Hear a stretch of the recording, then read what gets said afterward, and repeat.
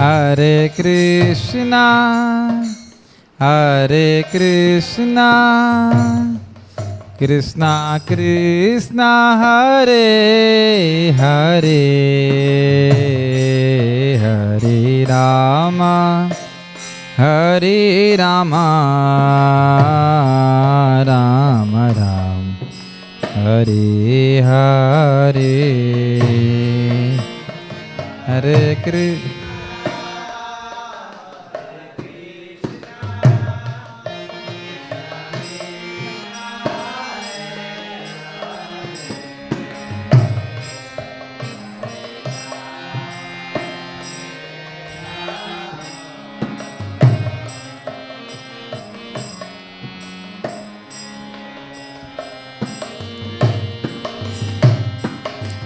Hare Krishna, Hare Krishna, Krishna Krishna, Hare Hare,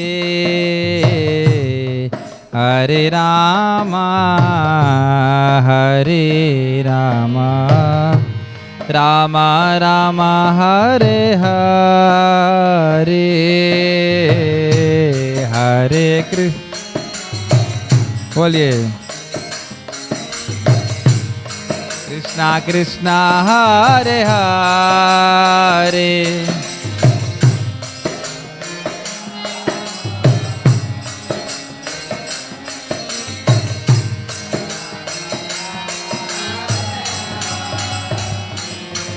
हरे कृष्णा कृष्णा कृष्णा हरे हरे, हरे रामा राम राम हरे हरे। ये रखिए बस।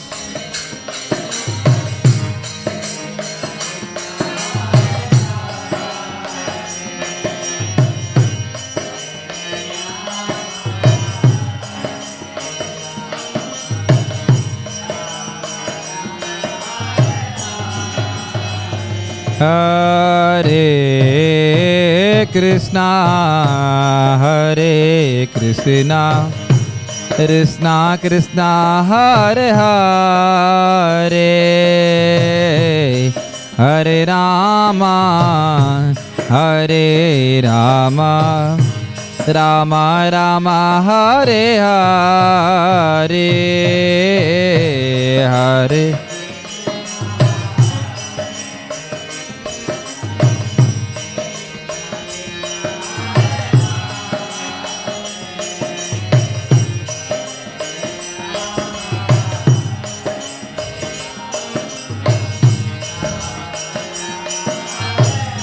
बहुत सुंदर।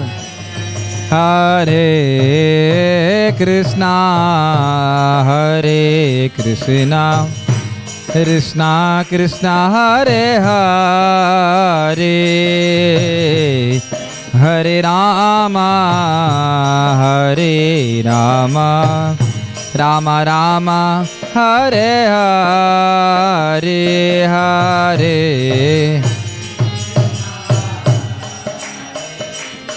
everybody more loudly.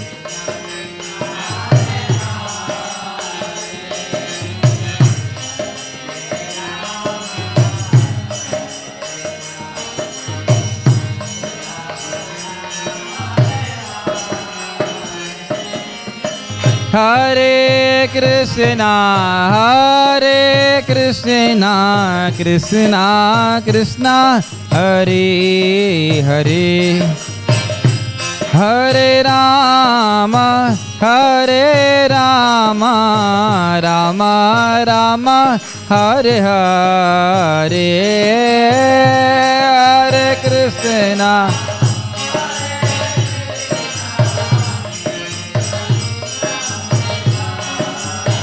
Very nice.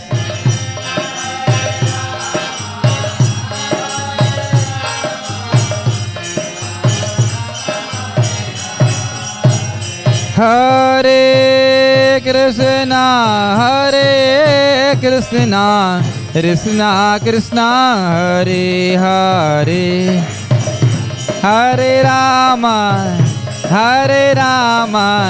Ram Ram Hare Hare Hare. बोलिए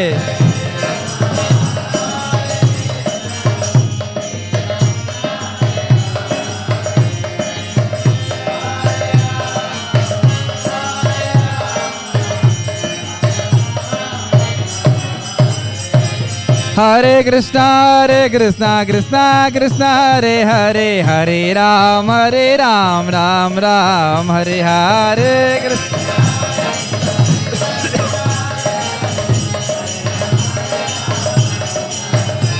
हरे कृष्णा कृष्णा हरे हरे, हरे राम राम राम हरे हरे।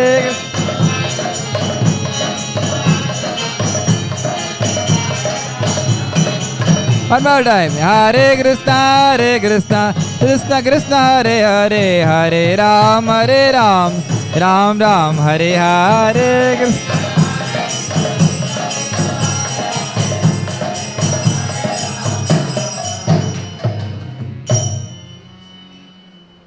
श्री हरि नाम संकीर्तन यज्ञ की जय, श्रील प्रभुपाद की जय। आपने उसको रिकॉर्डिंग में लगा दिया? शुरू कर दिया क्या उसकी रिकॉर्डिंग? शुरू कर दिया? अभी नहीं करी।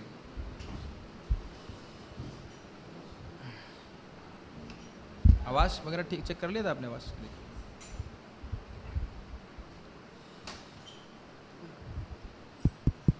हरि बोल, हरे कृष्ण। बहुत कम है आवाज। हरि बोल अनुसार।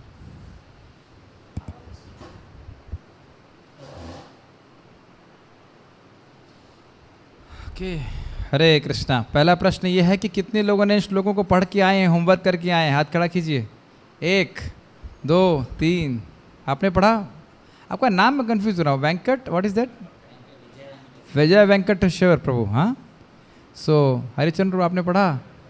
नहीं, वेरी गुड। तो आप पढ़ेंगे तो आप अच्छे से समझ पाएंगे, ठीक है? अच्छा रहेगा। हाँ ठीक है, तो हम लोग शुरू करते हैं। ओम अज्ञानतिमिरान्धस्य ज्ञानाञ्जनशलाकया चक्षुरुन्मीलितं येन तस्मै श्री गुरवे नमः। श्रीचैतन्यमनोभीष्टं स्थापितं येन भूतले स्वयं रूपकदा मह्यं ददाति स्वपदान्तिकं। जय श्री कृष्ण चैतन्य प्रभु नित्यानंद, श्री अद्वैत गदाधर शिवासदि गौर भक्तवृंद। हरे कृष्णा कृष्णा कृष्णा हरे हरे, हरे राम राम राम हरे हरे। हम पढ़ रहे हैं श्रीमद् भागवतम प्रथम स्कंद प्रथम अध्याय 5 नंबर श्लोक से आगे। त एकदा तु मुनयः प्रातर्हुता हुताग्नयः सत्कृतं सूतमासीनं प्रपच्छुरिदमादरा। प्रातः हुता हुताग्नयः यानी कि जो यज्ञ की अग्नि है उसमें आहुति दे करके सुबह के समय मुनियों ने एक समय सूत गोस्वामी को सादर के संग सत्कार करते हुए बड़े आदर के संग बिठाया और उनसे पूछा। समझ में आ रहा है? ते मतलब वे मुनिगण, एकदा एक दिन, ते का अर्थ है उन मुनियों ने जो कि 1000 साल का सत्र लेकर के यज्ञ कर रहे थे, उनकी बात कर रहे थे। कल हमने चर्चा किया था ना, सहस्त्र सम्मासतः। एकदा मतलब एक दिन, तू लेकिन, मुनेहा प्रातः होता मतलब अग्नि को जला करके, यज्ञ की अग्नि को जलाकर, सत्कृतम मतलब आदर समेत, सूतम मतलब श्री सूत गोस्वामी, आसीनम मतलब बैठाकर। आप उसको आगे बढ़ाइए, आगे बढ़ाना पड़ेगा। प्रपच्छु मतलब पूछा, इदम आदरात मतलब आदरपूर्वक, यानी ये चीज़ पूछी, ठीक है। एक दिन यज्ञाग्नि जलाकर अपने प्रातःकालीन कृत्यों से निवृत्त होकर तथा श्रील सूत गोस्वामी को आदर पूर्वक आसन अर्पण करके ऋषियों ने सम्मान पूर्वक निम्नलिखित विषयों पर प्रश्न पूछे। हम इस अध्याय में एक बात जरूर याद रखेंगे कि ये 6 प्रश्न क्या पूछे गए हैं, उसके ऊपर पूरी श्रीमद् भागवत में आधारित है। तो हम लोग उसको याद करने का प्रयास करेंगे। एक बार एक वृंदावन चंद्र प्रभु यहाँ पे आए और यहीं से पूछ रहे थे, पता है आप लोगों को 6 प्रश्न क्या हैं? तो किसी को पता नहीं। हाँ, एक दो लोग, एक तो मुझे याद था, 2 दिन बाद मुझे याद थी, लेकिन बाकी वक्तों को नहीं पता थे। तो 6 हम प्रश्न पूछे जाएंगे, उस पर पूरा भागवतम आधारित है, तो आप समझ सकते हैं कितना महत्वपूर्ण है। तो उसको हम लोग देखेंगे। तात्पर्य, आध्यात्मिक सेवाओं के लिए रात का काल सर्वश्रेष्ठ समय होता है। कुछ गलती रात का काल नहीं, प्रातः काल, प्रा को रा कर दिया हमने। तो प्रातः काल सर्वश्रेष्ठ समय होता है। आप देख सकते हो प्रातः काल झाड़ू मारने के लिए भी बहुत अच्छा होता है। आप सुबह उठ के झाड़ू मारिए, सुबह उठ करके कपड़ा सफाई करिए, शेविंग करिए, बड़ा अच्छा लगेगा। लेकिन वो सब कार्य करने नहीं चाहिए ब्रह्मचारियों को। ब्रह्मचारियों के लिए बोल रहा हूँ। सुबह उठ करके कुछ भक्त लोग मैंने देखा है 2:30 बजे उठ जाते हैं और शेविंग करना चालू कर देते हैं, कपड़ा धुलना चालू कर देते हैं। वो समय भगवान के भजन के लिए है, ठीक है, सर्वश्रेष्ठ समय होता है, उसे भगवान के लिए देना चाहिए। ऋषियों ने भागवत के वक्ता के लिए सत्सम्मान एक ऊंचा आसन अर्पण किया, जिसे व्यासासन कहते हैं। ये एक इंपॉर्टेंट बात है कि जो वक्ता है उसमें गुरु बुद्धि होनी चाहिए, आदर होना चाहिए। अगर हमें ये लग रहा है कि बोल तो रहे हैं लेकिन गलती है, तो फिर ऐसे वक्ता से सुनने से आपको कोई फ़ायदा नहीं है। ज़रूरी नहीं है कि वक्ता गलत बोले। The speaker may not necessarily say something wrong, but if I have doubts then I can not listen. आप मेरी बात समझ रहे हैं? आपको लगेगा बोल तो सही रहे हैं, लेकिन ऐसे लगा करके फिर हमारे कान में ईयरबड्स लग जाते हैं उस लेकिन के, वो लेकिन चलता रहता है और हम उस वक्ता से नहीं सुन सकते। अर्थात यहाँ पे हम देख रहे हैं ऋषियों की सूत गोस्वामी के प्रति बहुत आदर भावना थी। और हम आगे के श्लोकों में चर्चा करेंगे, आज शायद होगा कि नहीं, कि क्यों उनकी आदर भावना थी, क्यों उनको विश्वास था कि इनको ही पता होगा कि जीवन का सर्वश्रेष्ठ लक्ष्य क्या है, पुरुषार्थ क्या है। ये ध्यान रखिएगा कि क्यों इनके प्रति सम्मान की भावना थी। ये उत्तर होगा इसका। श्री व्यासदेव समस्त मनुष्यों के मूल आध्यात्मिक उपदेष्टा हैं, ये तो क्लियर है। अन्य सारे उपदेशक उनके प्रतिनिधि माने जाते हैं, और प्रतिनिधि वही है जो श्री व्यासदेव के दृष्टिकोण को सही सही प्रस्तुत कर सके। बड़ा इंटरेस्टिंग है कि मायावादी लोग व्यासदेव को ही गलत बोल देते हैं। व्यास को कहते हैं व्यासदेव जी का गलती हो गई है और इन्हें ठीक से प्रस्तुत नहीं किया, तो कैसे उनके प्रतिनिधि होंगे? तो ये हमने पहले भी चर्चा किया था। वैदिक ग्रंथ भगवान व्यासदेव के द्वारा लिखे गए हैं और उनको उनका दृष्टिकोण प्रस्तुत करना है, अर्थात परम सत्य भगवान श्री कृष्ण हैं, हम सब उनके नित्य दास हैं, ये सारे बातें होनी चाहिए। अब यस, जनरली लोग प्रश्न करते हैं कि व्यासदेव भी तो एक मनुष्य हैं और उन्होंने ये चीज़ें लिखी, तो इसका खंडन कैसे किया जाए? 2 चीज़ें। आप ये स्वीकार करते हैं कि व्यासदेव ने लिखा है? नहीं, ये तो स्वीकार करते हैं व्यासदेव ने लिखा है। नहीं, लिखा है, कंपाइल किया, ये तो स्वीकार करते हैं। कैसे मालूम चला? आप थे बगल में बैठे हुए थे, कैसे मालूम चला? ये कैसे मालूम चला कि भागवतम व्यासदेव जी ने रचना करी है? कुछ लोग ये भी कहते हैं। पहले आप मेरे प्रश्न का उत्तर दीजिए। शास्त्रों को पढ़ के हमने पढ़ा ना, महामुनि कृते। तो जब यहाँ ये स्वीकार कर रहे हैं कि व्यासदेव जी ने कंपाइल किया, लिखा, तो शास्त्र में ये भी तो लिखा है कि व्यासदेव नारायण के अवतार है। 3 अध्याय में आप पढ़ेंगे, देख लेंगे। तो इसे कहते हैं अर्ध कुकुट न्याय। जो मुझे अच्छा लगता है मैं स्वीकार करूंगा, जो अच्छा नहीं लगता वो स्वीकार नहीं करूंगा। तो वो चीज़ नहीं चलती वैदिक। तो फिर मत स्वीकार करो, बिल्कुल मत स्वीकार करो, लेकिन अर्ध कुकुट न्याय नहीं चलेगा। अर्ध कुकुट न्याय समझते हैं ना? हाँ। मुर्गी आगे से खाती है तो वो तो महंगा वाला पार्ट है, पीछे से अंडा देती, तो पीछे वाला रखूंगा, आगे वाला काट दूंगा, फिर समझ नहीं पाएगा। वेद को ऐसे ही स्वीकार करना पड़ेगा। सब जानते हैं, 5वें अध्याय में हमने चर्चा किया था भक्ति वृक्ष में, कि वेद को जैसा है वैसे स्वीकार करना पड़ेगा, ठीक है। तर्क से कोई फायदा नहीं है, तर्क से कोई स्थिति आप प्राप्त नहीं कर सकते हो, ठीक है। श्री व्यासदेव ने भागवत का संदेश श्री सुखदेव गोस्वामी को प्रदान किया और श्री सूत गोस्वामी ने उनसे श्री सुखदेव गोस्वामी से इसे सुना। श्री व्यासदेव के सारे प्रमाणिक प्रतिनिधियों की शिष्य परंपरा में गोस्वामी समझना चाहिए। ये गोस्वामी अपनी सारी इंद्रियों को वश में करके पूर्ववर्ती आचार्यों के पद पर दृढ़ रहते हैं। तो ये बड़ा स्पष्ट है कि गुरु शिष्य परंपरा में शिष्य होने के लिए भी व्यक्ति को गोस्वामी होना पड़ेगा। ये बात समझ रहे हैं? गुरु होने के लिए तो गोस्वामी होना ही पड़ता है, लेकिन शिष्य होने के लिए भी गोस्वामी होना पड़ता है। बिना इंद्रियों को संयमित किए हम गुरु की आज्ञा का पालन नहीं कर सकते। आप एक प्रश्न का उत्तर दीजिए, अपने गुरु महाराज की आज्ञा का पालन करने में आपको क्या दिक्कत आ रही है? कहाँ से दिक्कत आती है, कौन दिक्कत देता है? हाँ, तो आप लोग बुद्धिमान है, हमारी इंद्रियां ही देती हैं, और कोई दिक्कत। ऐसा नहीं कि मैं आपके गुरु महाराज की आज्ञा को पालन करने को कोई दिक्कत दे रहा हूँ, कोई दे रहा है? केवल इंद्रिय तृप्ति दे रही है। तो यानी कि गुरु महाराज की आज्ञा पालन करने का अर्थ क्या है? इंद्रियों को वैसे नियोजित करूंगा जैसे उन्होंने बताया। ये सबसे पहली शिक्षा एक शिष्य को ब्रह्मचारी आश्रम या कहीं पे भी मिलती है, इंद्रिय संयम करना। ठीक है, तो वो उस पर दृढ़ रहते हैं, वो उसको चेंज नहीं करते। वे भागवत पर मनमाने व्याख्यान नहीं देते, अपितु अपने उन पूर्ववर्ती आचार्यों का अनुगमन करते हुए अत्यंत सावधानी से सेवा करते हैं।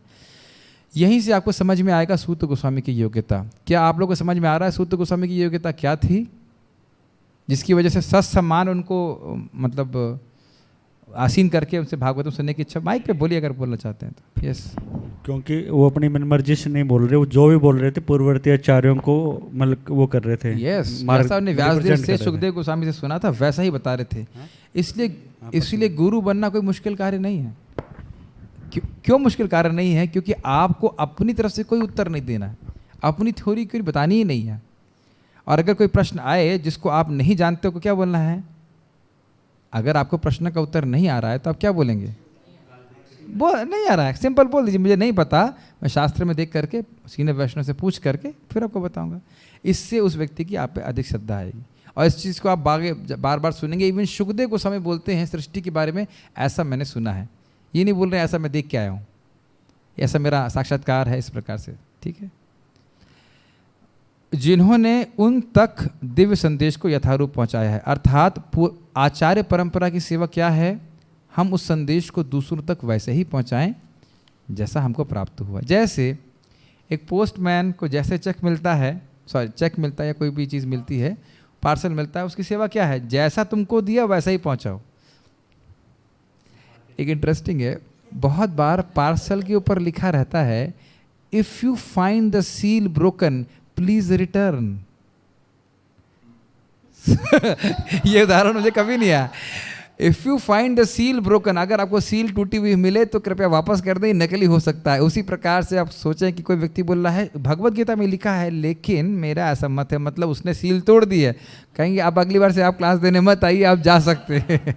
आपने सील तोड़ दी है। ये उदाहरण मेरे को कभी नहीं आया, लेकिन कई बार हम लोग देखते हैं ऐसा। ठीक है, तो हमें सील नहीं तोड़नी, जैसा है वैसे प्रस्तुत करना है। ऑब्वियसली इसका अर्थ ये नहीं कि आपको समझ में नहीं आए।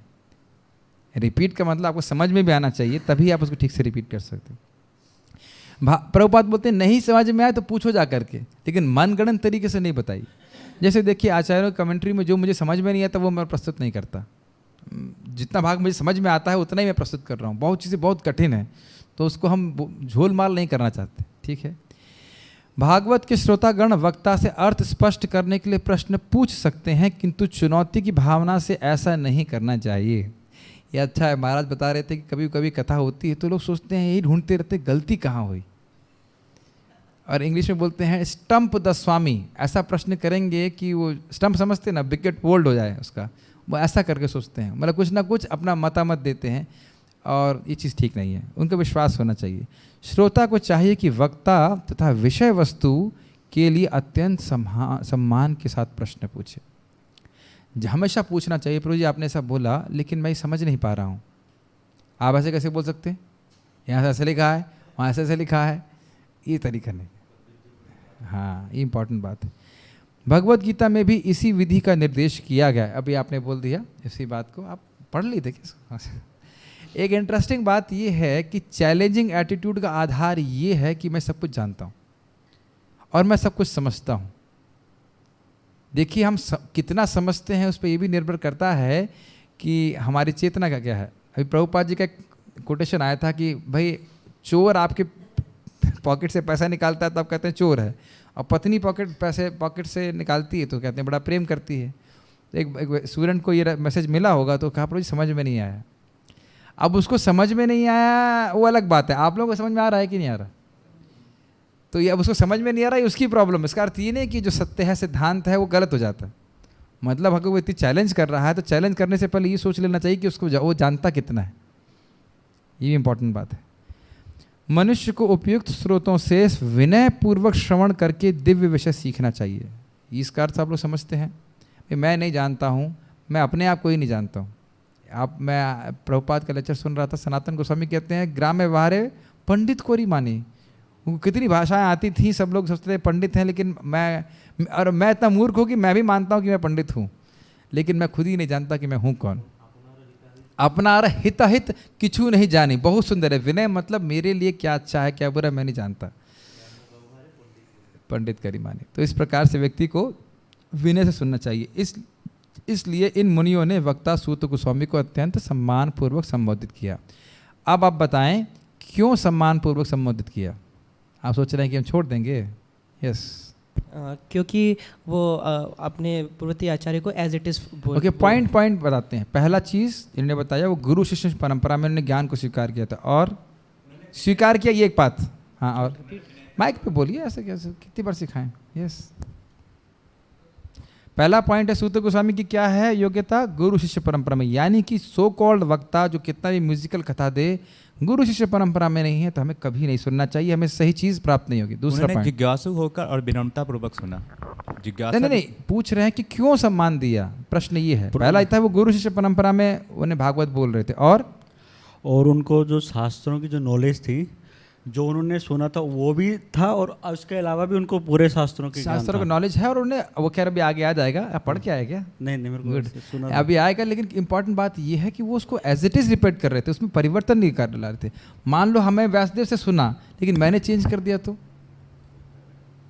ठीक है, आपको ज्ञान प्राप्त हो गया, लेकिन चेंज करने की क्या जरूरत? माइक पे बोलिए, माइक पे बोलिए। यस, हाँ जी। सूत गोस्वामी ने सुना सुखदेव गोस्वामी से। जैसे मैं एग्जांपल दे रहा हूँ, मैं इनको भक्त को लेके गया आज क्लास के लिए। क्यों? मैंने कहा आपने क्लास नहीं सुनी है, आप क्लास सुन लो। कि आज ये सुन रहे हैं, आगे जाके भक्त प्रचार करेंगे। तो इसीलिए सुखदेव गोस्वामी बगल में बैठाए थे सूत गोस्वामी, क्योंकि वो जानते थे आगे जाकर ये भागवत बोलेंगे, तो बिल्कुल बगल में बैठा के सुना रहे थे। परीक्षित महाराज तो सुन के चले गए भगवान के धाम, लेकिन वो जान रहे थे कि भागवत की परंपरा को मेंटेन करने के लिए सूत गोस्वामी ही आगे बढ़ाएंगे। मतलब उस समय सूत गोस्वामी बाजू में बैठे थे। हाँ, और कई सारे ऑडियंस थे ना, और सारे लोग थे, लेकिन पर्टिकुलरली उनको सुनाने के लिए उनका नाम ही था उग्र श्रवा। उनको तुरंत याद हो जाता था, समझ जाते थे। अभी हमने पढ़ा था ना उग्र श्रवा उनका नाम। और सूत गोस्वामी अभी सुना रहे, मतलब सूत गोस्वामी सुना रहे हैं शौनक आदि ऋषि को, नैमिषारण्य में। मतलब शौनक आदि ऋषि, मतलब इस ऋषियों में शौनक ऋषि प्रमुख है? हाँ, शौनक आदि मतलब शौनक ऋषि इसमें प्रमुख हैं, वही प्रश्न करते हैं। माइक उनके पास ही था। समझ आ गया? महाराज बोलते थे कि हर व्यक्ति बोलने लगा I have a question, I have a question, तो 88,000 लोग तो प्रश्न करते तो बड़ा दिक्कत हो जाती। तो शौनक आदि ऋषि में शौनक ऋषि ही प्रश्न करते हैं। हाँ, वो सर्वश्रेष्ठ, मतलब सबसे वयोवृद्ध थे और ज्ञानवृद्ध भी थे। ठीक है, माइक तो नहीं थे मेरे ख्याल से उस समय। हाँ, वो ठीक है। मस्ती नहीं। 1.1.6 ऋषयः उचुः, बोलिए। त्वया खलु पुराणानि सेतिहासानि चानघ आख्यातान्यप्यधीतानि धर्मशास्त्राण्ययान्युता। बहुत इंपॉर्टेंट श्लोक है। कैसे शास्त्रों का ज्ञान हमारे हृदय में टिकेगा, ये श्लोक हम इस समझाएगा। ओके, अनुप्रभु पढ़िए। मैं अनुवाद शब्दार्थ देखता हूँ। ऋषियों ने उच्चुहु मतलब बोले, त्वया यानी आपके द्वारा, खलु निश्चय ही, पुराणानि अर्थात परिपूर्वक वेदों को जिनमें रोचक कथाएं हैं। पुराणों में वेदों को कथा के रूप में बताया गया है, वेदों के अर्थ को। स इतिहासानी, इतिहास समेत, च मतलब तथा, अनघ मतलब समस्त पापों से मुक्त। अर्थात ऐसा नहीं है कि सूत गोस्वामी भागवत पढ़ के आए उसके बाद सिगरेट फूंक रहे हैं। मतलब पापों से मुक्त हैं तब भागवत बोलने की योग्यता है, नहीं तो समझ में नहीं आएगी। आख्यातानी कहा गया, अपि यद्यपि, अधितानी मतलब सुपठित, यानी कि बोला, बढ़िया से पढ़ा, बढ़िया से व्याख्यान किया और सुना ढंग से। धर्मशास्त्राणी प्रगतिशील जीवन के लिए सही निर्देश देने वाले शास्त्र ग्रंथ, यानी ये सब उता व्याख्या की गई। अब आप पढ़ें। ऊंचू और उबाचो जो होता है, अरे कुछ भी, ऊंचू मतलब आपका बहुवचन, जैसे गोप्य उचुहु, गोपियों ने कहा, गोपियाँ कहा, बस ठीक है, संस्कृत तो प्रभु जानते हैं। मुनियों ने कहा, हे पूज्य सुत गोस्वामी, आप समस्त प्रकार के पापों से पूर्ण रूप से मुक्त हैं। पहली योग्यता क्या है? हाँ, ये कोई पापमय जीवन उनके जीवन में नहीं है। यस, आप धार्मिक जीवन के लिए विख्यात समस्त शास्त्रों एवं पुराणों के साथ साथ इतिहासों में निपुण हैं। दूसरी योग्यता, शास्त्र का ज्ञान भी होना चाहिए। ठीक है, भजन कर रहा है, हरि नाम कर रहा है, नियम का पालन कर रहा है, लेकिन शास्त्र नहीं पता है तो प्रचार कैसे कर पाएगा? अपना उद्धार कर सकता है, कर ही लेगा, लेकिन दूसरों को समझाने के लिए भी शास्त्र को जानना जरूरी है। ठीक है, ओके। क्योंकि आपने समुचित निर्देशन में उन्हें पढ़ा है और उनकी व्याख्या भी की है। ओके, तो 3 गुण हम देख रहे हैं। क्यों योग्यता है उनकी? 1, पापमय जीवन रहा उनका। कुछ रह गया क्या? मुक्त। ओह अच्छा, मैं गलत बोल गया। ठीक है, तो पाप से मुक्त जीवन यानी 16 माला और 4 नियम का पालन। प्रभुपाद जी बोलते हैं जो व्यक्ति 16 माला जप कर रहा है, मतलब 16 मतलब 16, 14.5 नहीं, 15.5 नहीं, ठीक है, 16.5 हो सकता है, लेकिन 16 होना चाहिए। मतलब हरे कृष्ण राम राम हरे हरे कृष्ण राम हरे कृष्ण राम राम राम राम श्री निश निश निश निश, वो नहीं, 16 प्रॉपरली बोल करके 16 माला का जप कर रहा है, 4 नियमों का पालन कर रहा है, वो कहीं भी प्रचार करेगा वो प्रभावशाली होगा। तो पहली योग्यता प्रचारक की क्या है? एक पुण्य, हाँ, 16 माला का जप, 4 नियम का पालन, पुण्य जीवन, शुद्ध जीवन। दूसरा क्या है? शास्त्रों का ज्ञान, शास्त्र ज्ञान पढ़ करके। और तीसरी योग्यता क्या है? नहीं, अपने वो तो है ही, व्याख्यान करना, समझाना लोगों को। जब आप लोगों को समझाएंगे तब आपको बात अधिक समझ में आएगी। हाँ, शास्त्री की नॉलेज नहीं रहेंगे तो ऐसा हो जाएगा जैसे ये ग्लास है, इस ग्लास से छेद कर दिया जाए तो क्लास के पहले पानी रखा जाएगा, क्लास के बाद पानी समाप्त हो जाएगा। तो आप कहें कि आप व्याख्या नहीं करेंगे तो आपको खुद का ज्ञान नहीं रहेगा, दूसरों की तो बात ही छोड़ दीजिए। यस, यानी पढ़ा, गुरु शिष्य परंपरा में व्याख्या किया, और व्याख्या करते समय उनको साक्षात्कार क्यों हो रहे हैं? क्योंकि शुद्ध जीवन जी रहे हैं। नहीं तो खाली बोलते रहने से भी चलेगा नहीं, अगर हम भगवान का भजन खुद नहीं करते, अपने जीवन में शुद्ध जीवन नहीं अपनाते हैं। ठीक है, ओके, तात्पर्य को पढ़िए। तात्पर्य, गोस्वामी या श्री व्यासदेव के प्रामाणिक प्रतिनिधि को समस्त पापों से मुक्त होना चाहिए। स्पष्ट है। पहले योग्यता, कलयुग के 4 प्रमुख पाप हैं। पहला, स्त्रियों के साथ अवैध संबंध, दूसरा पशुवध, तीसरा मादक द्रव्य सेवन, तथा चौथा अब सभी ये प्रकार श्रील के। प्रभुपाद का स्पेशल गिफ्ट है, क्योंकि आचार्य लोग ये सब बात नहीं समझाएंगे, उस टाइम इसे पता समझाने की जरूरत नहीं थी, लेकिन अभी बहुत ज़रूरत है कि कौन से पापों से बचना है। तब देख रहे हैं प्रभुपाद की कृपा एकदम स्पष्ट, बच्चे की तरह खोल के समझा दे रहे हैं कि ये मतलब है पापों से मुक्त जीवन। यस। चौथा, सभी प्रकार की छूत क्रीड़ा। छूत क्रीड़ा नहीं होनी चाहिए, वो द्यूत क्रीड़ा होना चाहिए। कोई बात नहीं, ठीक है। किसी गोस्वामी को व्यवसायन पर बैठना नहीं, व्यवसाय नहीं, व्यास आसन होना चाहिए। व्यास आसन पर होना बैठना, हाँ। व्यास आसन पर बैठने का तभी साहस करना चाहिए जब वह इन सभी पापों से मुक्त हो। प्रभु जी, हम तो अब पापों से मुक्त हैं नहीं, अब क्या क्लास करें? क्या मतलब इसका? मुक्त हो, प्रयास करो, क्योंकि अगर आप प्रयास नहीं करोगे मुक्त होने का, शुद्ध होने का, तो अन्य जीवात्माएं तो नरक में जा रही हैं। आप ऐसे बैठ के नहीं, प्रभु जी मैं तो बहुत नीच हूँ, मैं तो क्लास नहीं दे सकता। नहीं, जब कोई व्यक्ति गरीब होता है तो अमीर होने का प्रयास करता है। ऐसे व्यक्ति अगर अशुद्ध है तो शुद्ध होने का से प्रयास करना चाहिए, महाप्रभु की कृपा याचना करना चाहिए। यस।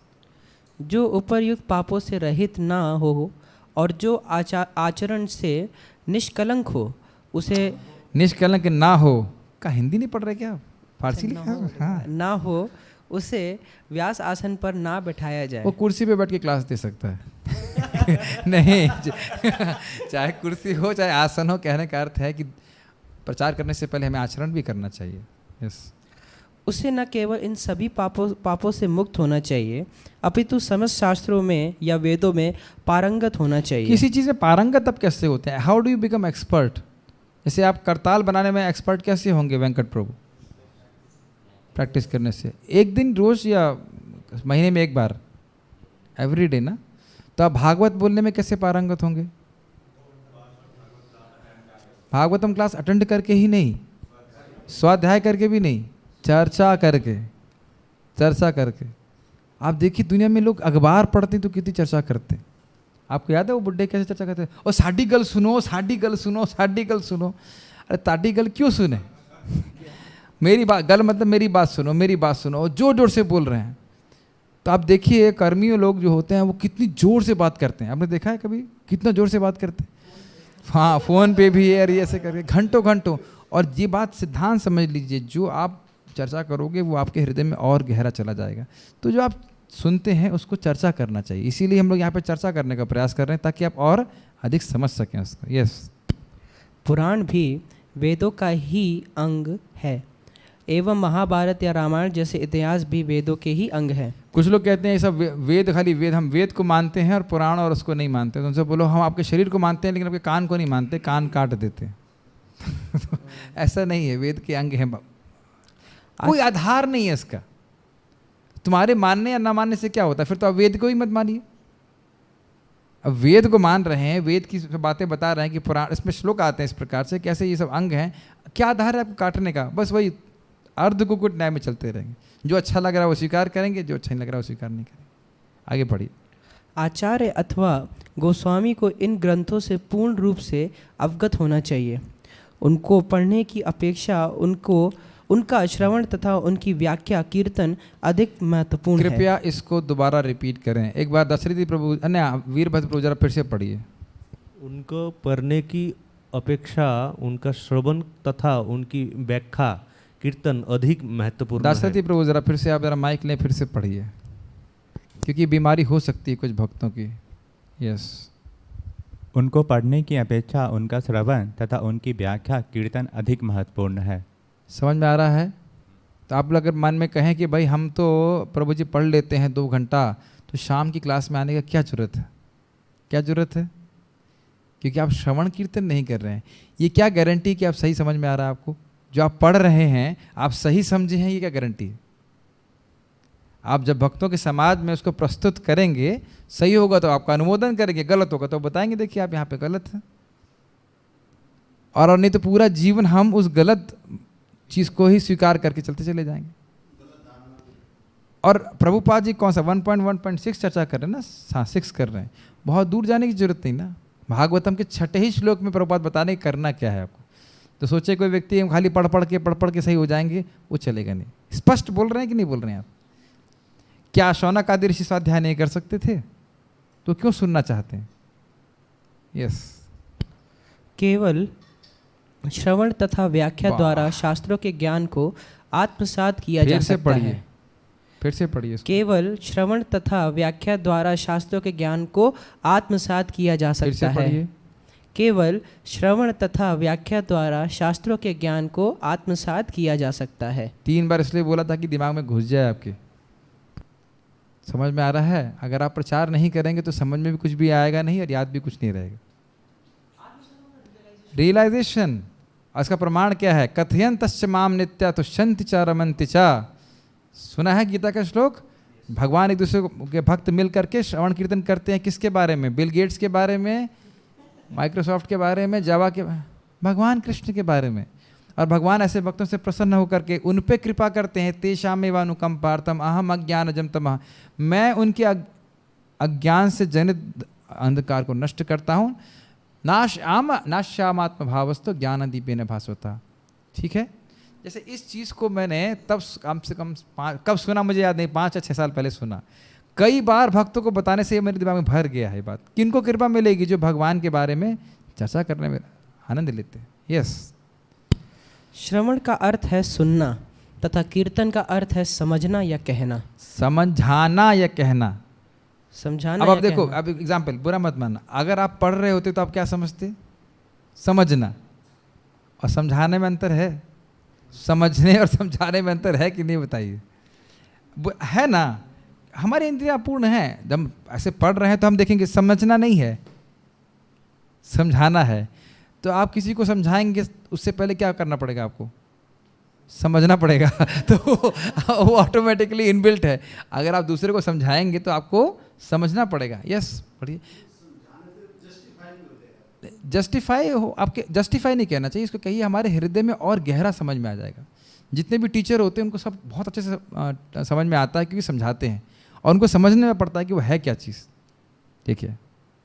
श्रवण तथा कीर्तन ये दोनों विधियां प्रगतिशील आध्यात्मिक जीवन के लिए अति आवश्यक है। बहुत इंटरेस्टिंग। प्रगतिशील मतलब जब हम भगवान के बारे में सुनते हैं तो हमें आध्यात्मिक जीवन में प्रगति करने की प्रेरणा मिलती है। We become inspired to make progress in spiritual life and we hear. Do you agree? Do you experience it? और जब हम श्रवण कीर्तन नहीं करते हैं, हरे कृष्ण राम राम हरे ऐसे चलता रहता।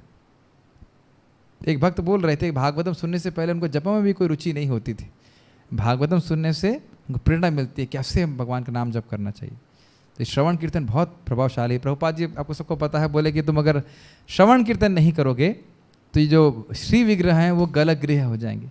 जैसे हमारे कुछ भक्त लोग मंगल आरती आते नहीं हैं और उन्होंने ये नहीं सुन रखा है कि एक बार भगवान के रूप को सराहना करने से वैकुंठ प्राप्ति होती है, और मैं रोज सराहना करूं तो सुना नहीं है। इस कारण से सोचते हैं ये मंदिर में क्यों एब्सेंट लगा रहे हैं, पी लगा रहे हैं। अरे ए और पी की बात नहीं है, वो तो कहते हैं आप आइए और आप वैकुंठ जाने के लिए टिकट कटवाइए। लेकिन ना श्रवण करने के बाद हम समझ ही नहीं पाते इस बात। यस। जिन लोगों ने उपयुक्त स्रोत से विनय पूर्वक श्रवण करके दिव्य ज्ञान को भली भांति समझ लिया है, वे ही इस विषय की समुचित व्याख्या कर सकते हैं। बहुत सुंदर है। विनय पूर्वक मतलब तर्क के द्वारा नहीं, और दूसरा बहुत ध्यान पूर्वक सुनेंगे तब आप लोगों को बता सकते हैं। इंपॉर्टेंट बात है। आप देख लीजिएगा, इसी आप उस श्लोक को ऐसे पढ़ लेंगे तो उतना कुछ ध्यान नहीं रखते। मैंने इसलिए बोला भी आप लोग पढ़ के आइए। कई सब बातें आप नोट कर पाए थे, कुछ बातें आप नोट करेंगे, कुछ नहीं करेंगे, लेकिन जब हम लोग चर्चा करते हैं तो वो और गहराई में समझ में आता है। कुछ बोलना चाहते हैं प्रभु जी? विनय पूर्वक मतलब आपने कहा बिना तर्क के, तर्क मतलब बिना लॉजिक लगाए। यस। जैसे भगवान कृष्ण बता रहे हैं कि इस ज्ञान को उन्होंने सूर्यदेव को दिया, तो किस लॉजिक से आप स्वीकार करते हैं इसको? यस, श्रद्धा। लेकिन ये श्रद्धा शास्त्र में है, न कि अंधश्रद्धा। ऐसा नहीं कि मारबीट कर रहे हैं। ये समझ लेना चाहिए कि तर्क के द्वारा हम नहीं जान सकते कि भगवान कौन है। तर्क के द्वारा क्या इस जन्म के पिता को जान सकते हैं? अगर अब सिंपल सा उदाहरण, अरे भाई आप सब जानते हैं इस पर क्या बोलने वाला हूँ। अगर शंख पवित्र है जो इंसान की हड्डी, सॉरी एक जानवर की हड्डी है, तो ब्राह्मण की खोपड़ी तो बड़ी पवित्र होनी चाहिए। तो शंख तो मंदिर में क्या ब्राह्मण की खोपड़ी बजाई जाएगी? अरे आवाज आए या नहीं आए है। गाय का गोबर पवित्र होता है तो एक वैज्ञानिक का गोबर बड़ा पवित्र होना चाहिए। तो तर्क नहीं लगा सकते। ठीक है। हाँ, कोई भी हो, किसी का भी मल पवित्र नहीं है। वेद बोल रहा है गाय का गोबर पवित्र है, तो फिर उसको आप ऐसे स्वीकार करते हैं। वेद वाणी में आप तर्क नहीं लगा सकते, जैसा है वैसा स्वीकार करना होगा। क्या आम आम बोलने से आम आ जाता है? तो क्या राम राम बोलने से राम आ जाएंगे? तर्क नहीं लगा सकते। अचिंत्य ये खलु भावा न तम स्तर के न योजते। जो चीज़ अचिंत्य है उसको आप तर्क से समझ नहीं सकते। तो भगवान की शक्ति, भगवान का नाम रूप गुण लीला सब अचिंत्य है, अचिंत्य शक्तियों से युक्त है। उसमें तर्क लगाना ये गलत है। ठीक है। माइक पे बोलिए, माइक पे बोलिएगा। हाँ, ऑन रहता है वो। यस, ऑन है प्रभु, ऑन। जैसे अभी आपने कहा कि आम आम कहने से क्या आम आ जाएगा, ऐसे ही सत्संग वाले हैं, दिव्य सत्संग जैसा नाम उनका है, तो वो मुझे यही दलील देने लगे कि क्या राम राम कहने से ऐसा हो जाएगा, पानी पानी कहने से प्यास बुझ जाएगी, पानी आ जाएगा। तो वाकई मतलब जैसा प्रभुपाद ने हमें बिल्कुल खुलासा कर दिया है, कई जगह बड़ा भ्रम फैला रखा है। अद्भुत बात यह है कि प्रभु जी जहाँ पे बोला जा रहा है ये सो तथाकथित दिव्य सत्संग है, जिसमें दिव्य कुछ भी नहीं है। ठीक है। ये लोग सब अपने तर्क के अनुसार कुछ बोलते हैं, इसीलिए बस इस्कॉन में रहिए, इस्कॉन डिवोटी बन जाइए। इस्कॉन में ही शिष्य गुरु शिष्य परंपरा में ज्ञान को प्राप्त करें। 1.1.7 यानि वेद विदाम श्रेष्ठो भगवान बादरायणः अन्य च मुनयः सूता परावरविदो विदुः। इसमें कमेंट्री की भी चर्चा हम लोग करेंगे, लेकिन पहले प्रभुपाद जी का तात्पर्य। दशरथी प्रभु पढ़िए।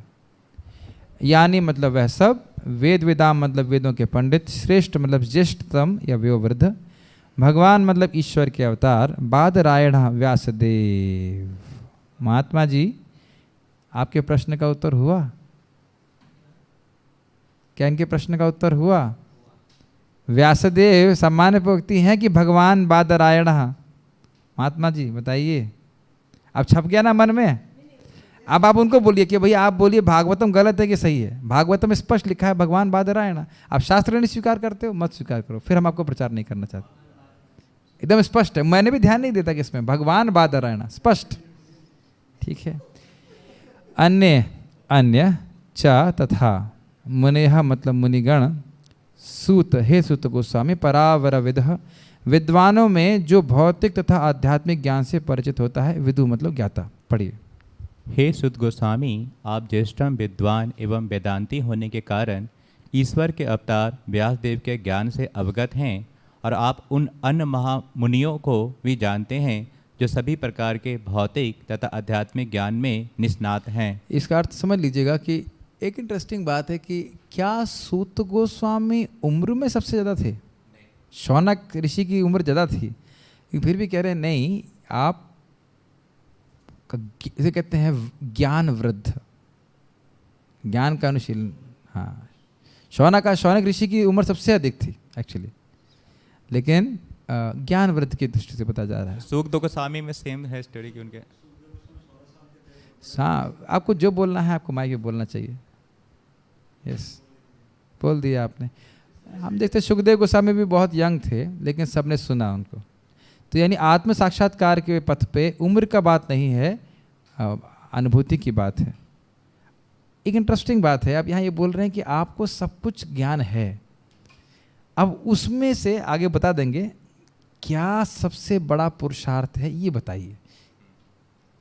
हमें सब कुछ नहीं बताइए, वह प्रश्न आएगा, हमें सब कुछ नहीं जानना, उसमें आपने क्या अच्छा पढ़ा वो बताइए, सर्वश्रेष्ठ चीज़ क्या है वो बताइए। आप मेरी बात समझ रहे हैं ना? इसका अर्थ समझ रहे हैं ट्रांसलेशन का, कि आपको बहुत सारा ज्ञान है, सब कुछ जानते हैं आप, लेकिन आप हमें एसेंस बताइए। हाँ नहीं, अभी आएगा, अभी प्रश्न शुरू नहीं किया, अब करेंगे। तात्पर्य श्रीमद् भागवत ब्रह्म सूत्र या बादरायणी वेदांत सूत्र की स्वाभाविक टीका है। इसे स्वाभाविक कहा जाता है क्योंकि व्यासदेव वेदांत सूत्र तथा समस्त वैदिक साहित्य के सार रूप इस श्रीमद् भागवत के ग्रंथकार हैं। व्यासदेव के अतिरिक्त अन्य ये एक बात समझ लेना चाहिए, व्यासदेव जी ने वेदांत सूत्र को रचयिता हैं उसके, और वो जानते हैं कि वेदांत सूत्र का उद्देश्य क्या है। क्या है वेदांत सूत्र का उद्देश्य? क्या प्रमाण है? वेदांत कृत वेद विदेव चाहम। तो इस चीज़ को भगवान जानते हैं, इसलिए जो उनकी भागवत की टीका है, क्षमा कीजिएगा, भागवत रूपी टीका है वेदांत सूत्र पे, वो यही प्रतिपादित करती है कि कृष्ण भी भगवान है। और अन्य लोगों की टीकाएं जो हैं वो आपको कहीं और लेके चली जाएंगी, तो उन टीकाओं को नहीं पढ़ने की जरूरत है। यस। व्यासदेव के अतिरिक्त अन्य ऋषिगण यथा गौतम, कानद, कपिल, पतंजलि, जैमिनी तथा अष्टवक्र छह विभिन्न दार्शनिक प्रणालियों के ग्रंथकार हुए हैं। समझ में आ रहा है? इसमें कुछ समझाने की जरूरत नहीं है। 6 फिलोसफर, 6 फिलोसफी, क्या नाना मुनि नाना मत। यस। आस्तिकता की पूर्ण व्याख्या वेदांत सूत्र में है, जबकि अन्य दार्शनिक चिंतन प्रणालियों में समस्त कारणों के परम कारण के विषय में कोई उल्लेख नहीं मिलता। ओके, क्या अंतर देखते हैं? व्यासदेव की जो वेदांत सूत्र है और या भागवतम है, और अन्य दर्शनों में क्या अंतर आप देखते हैं? परम कारण के जो कारण भगवान है उनके विषय में Krishna is supreme personality of God, ये नहीं बताया है सिंपल शब्दों में। एसेंस जो है वो नहीं बताया। और इस चीज़ को आप देखेंगे तीसरे अध्याय में, कृष्णस्तु भगवान स्वयं, भागवतम के पहले श्लोक में तो है ही, स्पष्ट कर दिया गया है तीसरे अध्याय में ही। यस, पूछना चाहते हैं? जो श्रीमद् भागवत के अलावा या व्यास जी के अलावा जिन्होंने करे ग्रंथ, तो उन्होंने किनको भगवान माना या इस बारे नहीं में मानते चर्चा ही नहीं नहीं ना किया? वो। जैसे कि कणाद जो है वो कहते हैं कि अणु से सब कुछ बनता है, स्पष्ट लिखा है कि परम कारण के विषय में कोई उल्लेख हाँ, नहीं वही मिलता। उन्होंने कुछ परम बोलते कारण हैं को- कि प्रकृति ही कारण है, लेकिन भगवान को रखा नहीं बीच में। उन्होंने किसी ने भी ऐसा नहीं किया। भगवान ना, प्रभुपाद स्पष्ट बता रहे। यस, कोई व्यास आसन पर तभी बैठ सकता है जब वह दर्शन की समस्त प्रणालियों से अवगत हो, जिससे वह अन्य समस्त प्रणालियों के खंडन में भागवत के आस्तिकतावाद को प्रस्तुत कर सके। अब आप कहेंगे हमें तो इस्कॉन में ये पढ़ाया ही नहीं जाता है और प्रभुपाद यहाँ बोल रहे हैं, तो समझ लेना चाहिए प्रभुपाद का। आप भागवतम के इंट्रोडक्शन को पढ़ेंगे, आप भागवतम को ही पढ़ लेंगे तो सारा कुछ समझ में आ जाएगा, और किसी भी विषय जो सो कॉल्ड फिलॉसफी है उसको आप खंडन कर सकते हैं। आपको अलग से कुछ खास पढ़ने की जरूरत नहीं। अब ये नहीं कि आप हर फिलॉसफी का एनालिसिस करते बैठेंगे, तो आप भागवत अच्छे से पढ़ लीजिए, आपको समझ में आ जाएगा कि कैसे बाकी लोग गलत बोल रहे हैं। यस, श्रील सूत गोस्वामी उपयुक्त शिक्षक थे, इसलिए नैमिषारण्य के मुनियों ने उन्हें व्यास आसन पर बैठाया। हाँ, ये एक इंटरेस्टिंग बात है कि खैर छोड़िए, थोड़ा व्यक्ति को जानकार होना चाहिए। एक भक्त बोले, भाई आप हरि नाम कर रहे हो, आपको भाव नहीं आ रहा है, तो आपका नाम जब जो है खाली मुंह की एक्सरसाइज है। भागवतम क्लास में तो एक विद्वान भक्त पीछे बैठे थे मेरे बगल में, कहते ये बात थोड़ी हजम नहीं हुई, क्योंकि भागवत में लिखा क्या है, सांकेत्यम परिहासम स्तोभम हेलनमेव वा। किसी को कुछ इंगित करने के लिए या बेमन से कैसे भी नाम जप करें, क्या है, सांकेत्यम परिहासम वा स्तोभम हेलनमेव वा। वैकुंठ नाम ग्रहणन, ग्रहण मतलब समझते हैं, थोड़ा जल ग्रहण करेंगे, ग्रहण किया आपने, अशेष अघम विधु, अशेष पाप नष्ट हो जाते हैं। तो ये बात कहाँ से आ गई? ये इनकी मन की उपज है। तो वो अगर हम लोग तो चैलेंज नहीं किया, लेकिन पूछ लेते हैं भैया कहाँ लिखा है ऐसा भागवत में, तो इसलिए थोड़ा ठीक से समझ लेना चाहिए। एक बार परम पूज्य राधा गोविंद महाराज समझा रहे थे, जुहू मंदिर में बैठे हो, तो एक व्यक्ति बाहर का बैठा हुआ था, वो जप नहीं कर रहा था, मतलब भक्त नहीं, बाहर का जप नहीं कर रहा था। तो कुछ लोग ऐसा बोलते हैं तुम जप नहीं करोगे तो नरक में जाओगे, तो लेकिन जो लोग अन्य लोग जप कर रहे थे उनको सुन तो रहा था ना। महाराज बोल रहे थे भागवतम के श्लोक पे कि यन नाम श्रुति मात्रेण पुमान भवति निर्मलः। तो नाम भले कोई बोल नहीं रहा है, लेकिन अगर सुन रहा है तो भी शुद्ध हो रहा है, और अच्छा है कि वो जब भी करे, आगे जाके जब करेगा भी। तो कहने का अर्थ है कि प्रचार करने से पहले अपनी धारणाओं को आरोपित करने के बजाय भागवत को देख लेना चाहिए, इसमें क्या लिखा है, गीता में क्या लिखा है। यस प्रभु जी, किसी भक्त ने कोई भक्त प्रचार करते हुए भागवत कहते हुए कह रहा था कि मृत्यु हमारी निश्चित हो जाती है जन्म के साथ, तो वो भी शायद देखिए, मृत्यु निश्चित हो जाती है यदि हम लोग भक्ति नहीं करते हैं, वो तो है, भगवान गीता में बोलते हैं जातस्य है ध्रुवो मृत्यु ध्रुवम जन्म मृतस्य च तस्मात् परिहारार्थे न त्वं शोचितुमर्हसि। लेकिन भक्त के संग ऐसा नहीं होता है, भगवान सब कुछ चेंज कर सकते हैं, आगे पीछे लेफ्ट राइट सब कुछ कर देते हैं। हाँ, भक्ति करने से भगवान सब पर चेंज कर देते हैं। यस, श्रील व्यास कोई देव प्रमाण है या मैं अपने मन से बोल रहा हूँ? अजामिल, मृत्यु टल गई कि नहीं टल गई? यस। श्रील व्यास और ध्रुव महाराज मृत्यु के सर पे पांव रख के गए। यस, पढ़िए। श्रील व्यास देव को यहाँ पर भगवान कहा गया है क्योंकि वे प्रामाणिक सत्य आवेश अवतार हैं। ठीक है, कोई डाउट नहीं ना? किस चीज़ की शक्ति मिली थी? लिटरेरी इनकारनेशन, मतलब वेदों को लिखने के, संकलित करने के लिए। ओके, इसमें कोई कमेंट्री नहीं थी, आपने देखी नहीं ना?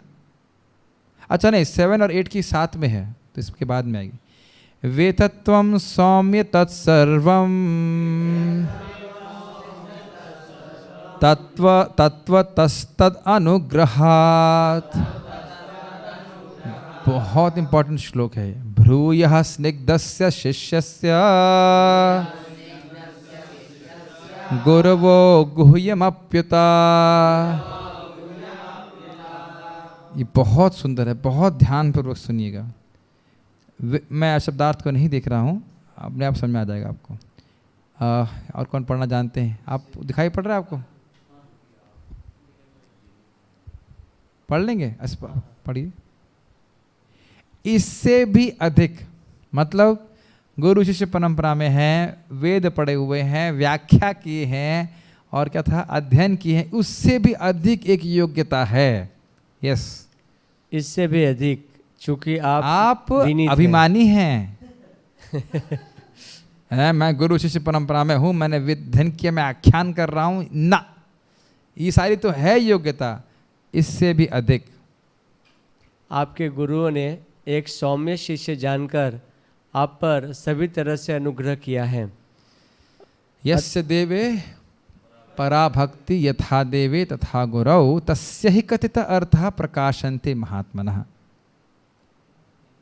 बहुत सुंदर श्लोक है। तो गुरु की बात पे चलना, विश्वास होना उनमें, सौहृदम क्या है, गुरु सुहृद सौहृद करके श्लोक आता है। तो प्रभुपाद जी के चरणों में श्रद्धा, अपने गुरु महाराज के चरणों में श्रद्धा, अन्य वैष्णवों में श्रद्धा रहेगी, नम्रता की भावना रहेगी, तो ये बात ये जो आध्यात्मिक ज्ञान है वो हमारे हृदय में उदित होगा। न सिर्फ बौद्धिक रूप से बल्कि वो ज्ञान हमारे हृदय में भी उदित होगा। दिव्य ज्ञान हृदय प्रकाशिता जो बोलते हैं, उनकी कृपा से। मैं इससे पहले कि हम आगे बढ़े, मैं थोड़ा समझा देना चाहता हूँ। वृंदावन चंद पे वो समझा रहे थे कि भक्ति में 2 कंट्रोल होते हैं प्रगति के, एक हमारा भजन और दूसरा वैष्णवों का, महात्माओं का अनुग्रह। जैसे ध्रुव महाराज का भजन तो उनका था ही, साथ साथ नारद मुनि की इच्छा कि इसको भगवत प्राप्ति हो, तो ये दोनों ही चीज़ है। जब आपके गुरु महाराज आपको दीक्षा दे रहे थे तो क्या सोच रहे थे कि इसको भगवत भगवान ना मिले? क्या इसके लिए दीक्षा दे रहे हैं आपको? क्यों भाई पार्थ प्रभु चाह रहे थे इसको भगवान ना मिले पार्थ को? वो तो चाहते हैं कि आपको भगवान मिले, तभी आपको दीक्षा दे रहे हैं, तो वहीं आशीर्वाद मिल गया। क्या वो चाहते हैं 16 माला ना कर पाओ, 4 नियम का ना पालन कर पाओ? वो तो चाहते हैं। आज हम करते हैं तो और अनुग्रह मिलता है। और चाहे उनको ना भी मालूम चले, भगवान देख रहे हैं कि आप गुरु की आज्ञा पालन कर रहे हैं, भगवान प्रसन्न होते हैं।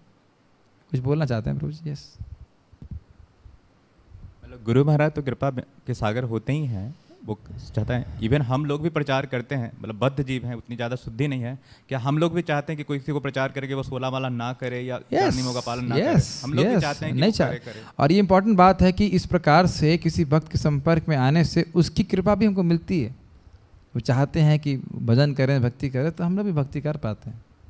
यस, तो ये अनुग्रह बहुत इंपॉर्टेंट बात है। यस, और अनुग्रह क्यों हुआ? सौम्यता थी। सौम्य होता मतलब सॉफ्टनेस, हाँ, विनम्रता। अब विनम्रता का मतलब ये नहीं बस मध्यम बजा सकते हो, नहीं गुरु महाराज मैं पतित हूँ। आप कुछ मैनेजमेंट करते, नहीं मैं तो बहुत पतित हूँ। प्रसादम सर्विंग कर सकते हैं, तो मैं तो बहुत पतित हूँ। प्रसादम खा सकते हो, हाँ प्रसाद तो मैं खा सकता हूँ, एक गुलाब जामुन और मिलेगा क्या? तो ये नहीं है। जो आपको आज्ञा दी जा रही है सेवा करने के लिए, वो सेवा करना चाहिए। यस। अतः आप हमें वह सब बताएं जिसे आपने उनसे वैज्ञानिक ढंग से सीखा है। ओके, वैज्ञानिक मतलब गुरु शिष्य परंपरा, अध्ययन, पठन, व्याख्यान, विनीत भाव, सेवा की भावना। तब ये सारे इंग्रेडिएंट होंगे, तब जाके ज्ञान होगा। याद आ रहा है ना? तद्विधि प्रणिपातेन परिप्रश्नेन सेवया। ये 3 गिफ्ट देने पड़ेंगे उनको। प्रणिपात मतलब सम्मान की भावना होनी चाहिए गुरु के प्रति। दूसरा, ऐसा नहीं कि कोई वहाँ गए और बस सो ही रहे क्लास में। जिज्ञासा होना चाहिए भगवान के बारे में। अगर भगवान के बारे में जिज्ञासा नहीं तो गुरु जी के पास जाने की कोई ज़रूरत नहीं है ना? तत्व जिज्ञासा होना चाहिए। और फिर सेवा, ये नहीं खाली जिज्ञासा करते रहे और कुछ कहेंगे भाई जल लेके आओगे, नहीं, जिज्ञासा तो कर रहे हैं ना, तो वो भी सेवा भी भावना होनी चाहिए, तब हम ठीक से पाएंगे। यस। विनीत मतलब मैं नहीं जानता। विनीत का अर्थ है कि मैं नहीं जानता।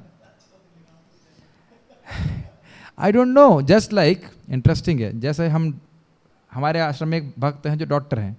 जब आप लोग बीमार पड़ते हो, जैसे आप बीच में बीमार पड़े थे, तो आपने क्या बोला? प्रभु जी मेरे कुछ इलाज करो। तो अब आप तो जान रहे हैं कि आपकी बीमारी का इलाज आपके पास नहीं है, तो विनीत भावना आ गई कि नहीं आ गई? अगर आप जानते होते कि मेरे को इलाज पता है, तो आप जाते ही क्यों उसके पास? पहली चीज़ ये, पहला विनीत भावना ये। दूसरा वो बोलेंगे ये दवा खाओ। क्यों खाऊं? नहीं, आप जैसा बोल रहे हैं वैसे मैं चलूं। तो ये सेकंड लेवल ऑफ विनीत भावना है। डॉक्टर के पास पहले गए, सरेंडर करने का मतलब हमें पता नहीं, भाई आप बताइए क्या करना है, और उसके बाद जो वो बता रहे हैं उसके अनुसार चलिए, तब आपको लाभ प्राप्त हो जाएगा। समझ में आ रहा है? अहंकार नहीं होना चाहिए। आई नो, जैसे अगर आप मुझसे प्रश्न कर रहे हैं तो ये तो पता है ना कि आपको नहीं पता है। अगर आपको पता है कि विनीत का अर्थ क्या होता है, मेरा टेस्ट लेने के लिए पूछेंगे तो सही नहीं सीख पाएंगे ना। आप ले नहीं रहे हो, मैं खाली बोल रहा हूँ। कभी कभी लोग ऐसा करते हैं। एक भक्त हैं, थोड़े पंडित हैं, उनको पहले से पता था अर्थ, लेकिन वो पूछते थे। ऐसा होता है बहुत से लोग, और बाद में खुद ही उसका उत्तर देते हैं। अरे भाई तुम ऐसे कमेंट कर दो ना, क्वेश्चन करने की क्या जरूरत है। ठीक है।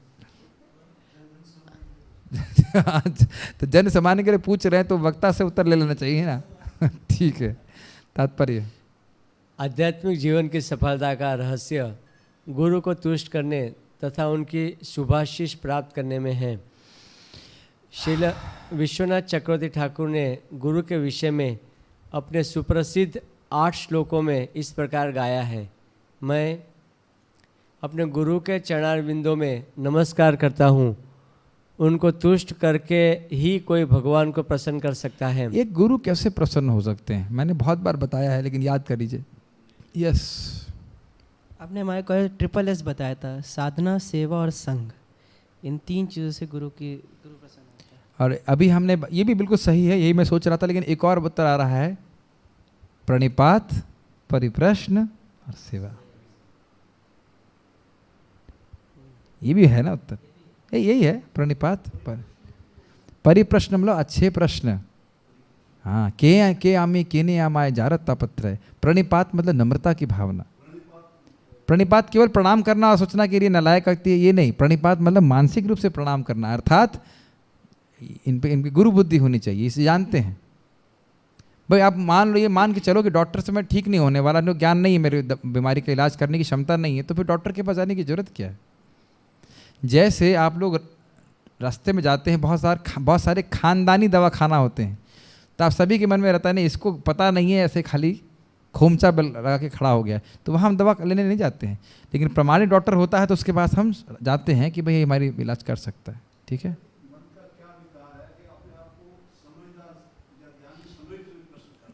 हाँ, लोग करते हैं, क्या कर सकते हैं, उनका इलाज नहीं हो सकता। पढ़िए। हाँ, कुछ बोलना चाहते हैं? यस, कोई बात नहीं, पढ़िए। जैसे हमारे इस्कॉन में हमारे गुरु महाराज वगैरह इतने बिजी रहते हैं, जैसे मुझे 4 साल दीक्षा के हो गए, एक मुलाकात मेरी हुई और उसके बाद कभी हो नहीं पाया। ये हो सकता है, प्रभुपाद जी, प्रभुपाद जी तो अपने ये गुरु महाराज से केवल परिप्रश्न 6 बार मिले थे। तो देखिए ये मिस्टेक हो जाएगी, उनकी शिक्षाओं को हमें रोज पालन करना चाहिए।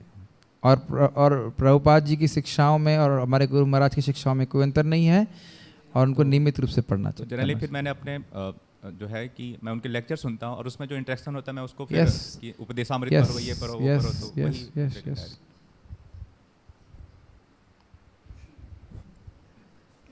पढ़ो। यस। और जब वे अप्रसन्न रहते हैं तो आत्मक साक्षात्कार के मार्ग में विघ्न ही विघ्न आते हैं। अतः यह आवश्यक है कि शिष्य अपने प्रामाणिक गुरु के प्रति अत्यंत आज्ञाकारी तथा विनीत रहें। श्रील सुत गोस्वामी शिष्य के इन सारे गुणों से ओतप्रोत थे, अतः उन पर विद्वान एवं स्वरूप सिद्ध आध्यात्मिक गुरुओं तथा श्रील व्यासदेव तथा अन्य गुरुओं की कृपा दृष्टि थी। एक मिनट, सूत गोस्वामी को डायरेक्ट पढ़ा है क्या व्यासदेव ने? सूत गोस्वामी की कि रोमहर्षण को? उनके पापा को पढ़ाया था। तो यानी आप समझ पा रहे हैं, आप समझ पा रहे हो इसका अर्थ? अगर हम अपने गुरु महाराज की आज्ञा का पालन करते हैं, प्रभुपाद की आज्ञा का पालन करते हैं, तो केवल प्रभुपाद जी की ही कृपा नहीं मिलेगी, सारे वैष्णव जो पीछे हैं सबकी कृपा मिलेगी। समझ पा रहे हैं मेरी बात? सबकी कृपा मिलेगी।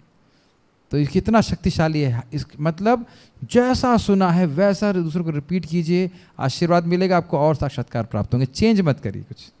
यस। नैमिषारण्य के मुनियों को पूर्ण विश्वास था कि श्रील सुत गोस्वामी प्रामाणिक व्यक्ति हैं, इसलिए वे उनसे सुनने के लिए उत्सुक थे। और ये इंटरेस्टिंग है, अगर श्रोता ऐसा बैठा हुआ है तो आपको बोलने का भी देखो तो बोलने का भी उत्साह नहीं होता है, लेकिन अगर सुनने वाले की उत्सुकता होती है तो व्यक्ति का इच्छा होती है। अब हम थोड़ा श्रील विश्वनाथ चक्रवर्ती ठाकुर की टीका को देखते हैं। वेदाम का अर्थ है कि वे लोग जो जानते हैं। वेदाम मतलब वेद वेदाम, आप अच्छे से जानते हो। परावरह का मतलब, परावरह विदह का अर्थ है वो व्यक्ति जो निर्गुण और सगुण ब्रह्म दोनों को जानते हो, मतलब उन्होंने उपनिषद इत्यादि का भी अध्ययन किया हुआ है और भगवान की लीलाओं के बारे में भी जानते हैं, दोनों प्रकार से जानते हैं। गुरुओं को रहस्यमय ज्ञान उस शिष्य को देना चाहिए जिसका गुरुओं के प्रति प्रेम हो। याद है आपको रामचंद्रपुरी और ईश्वरपुरी? ईश्वरपुरी के प्रति उन्होंने क्या बोला कि तुमने मेरी इतनी प्रेम से सेवा करी है, भगवान करे तुम्हारे हृदय में प्रेम स्फुरित हो जाए। गुह्य, सबसे गुह्य बात यही है। भागवत में जब भी रहस्य आए, रहस्य मतलब भक्ति, प्रेम, ठीक है। और रामचंद्र पुरी को कुछ नहीं मिला, वो खाली उसको त्याग दिए थे, क्योंकि आप ऐसे शिष्य रहे हैं जिसका गुरु के प्रति प्रेम था। इस कारण से उन्होंने निश्चित रूप से आपको रहस्य प्रकट किया हो गया। रहस्य मतलब कृष्ण भक्ति, कृष्ण के प्रति प्रेम, और आपने भी उन गुह्य विषयों को भली भांति समझा होगा। बहुत इंपॉर्टेंट है, ध्यानपूर्वक सुनिए। गुरु के प्रति प्रेम है तो उनकी बात पे विश्वास करके व्यक्ति सुनता है। जैसे अर्जुन सुन रहे थे भगवान कृष्ण की बात को और बड़ी खुशी हो रही थी। भगवान बोलते हैं ना, मैं तुम्हें बहुत गुह्य रहस्य बता रहा हूँ। कई बार बोलते हैं, 9वें अध्याय में बोलते हैं, 18 अध्याय में बोलते हैं। क्यों बोल रहे हैं? वक्ष्यामि हित कामया, तुम्हारे हित की कामना से। क्यों बोल रहे हैं? क्योंकि अर्जुन भगवान के भक्त हैं, उनसे प्रेम है। समझ में आ रहा है? दोनों तरफ से जब शिष्य की तरफ से प्रेम की भावना होती है तो गुरु भी उसको और बताना चाहते हैं और गहरे गहरे रहस्य समझाना चाहते हैं। Make sense? ओके, यस, बगल में माइक है। अगर कोई प्रश्न करे कि फिर हमें गुरु की क्या आवश्यकता है, हम डायरेक्टली कृष्ण से ही समझे, तो उसके लिए हम क्या कह सकते हैं उससे? तो पहले कृष्ण मिले तो सही।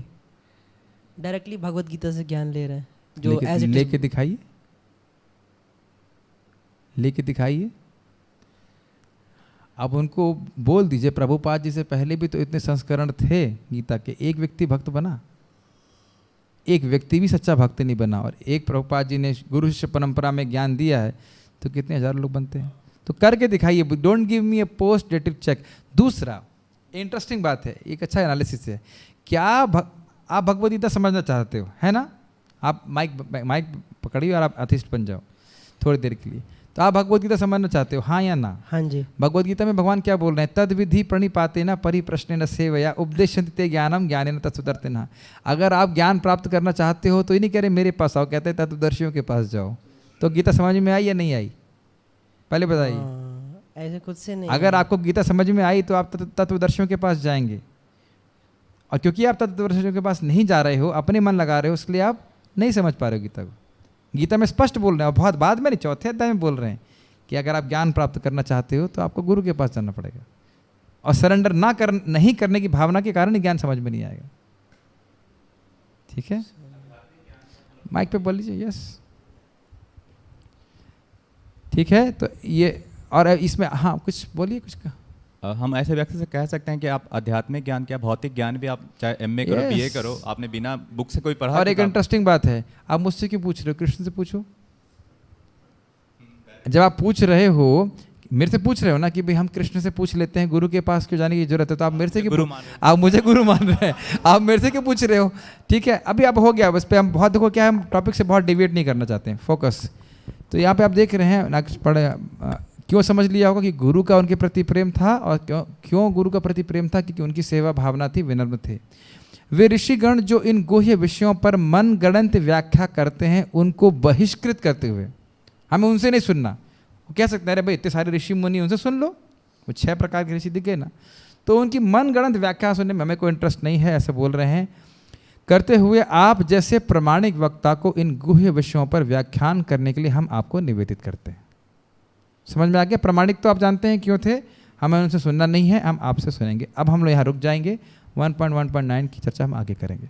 श्रील प्रभुपाद की जय। श्रीमद्